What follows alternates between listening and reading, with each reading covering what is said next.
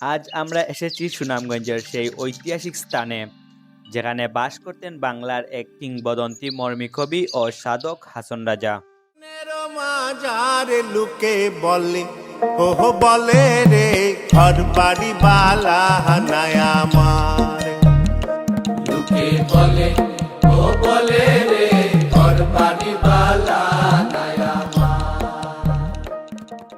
বাংলার সাহিত্যের অন্যতম আলোকবর্তী এই মানুষটির জন্ম হয় 1954 সালের 21শে ডিসেম্বর সুনামগঞ্জ শহরের নামাপাড়ায়, আর মৃত্যু হয় 1922 সালের 6 ডিসেম্বর এখানেই নিজ শহর সুনামগঞ্জে।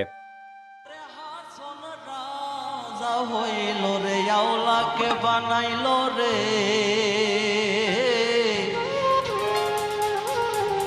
হাসন রাজা রে বাউলা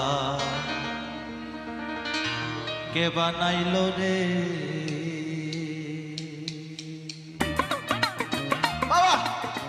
তার পিতার নাম ছিল আলী রাজা চৌধুরী এবং মাতার নাম আলিমুন্নেসা।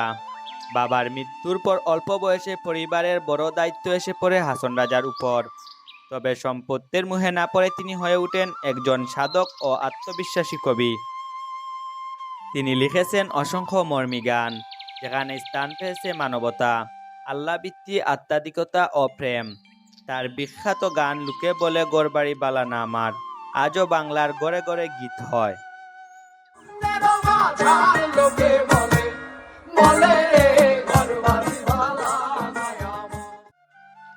আজ তার এই বাড়িটি সংরক্ষণ করে রাখা হয়েছে হাসন রাজা মিউজিয়াম হিসেবে।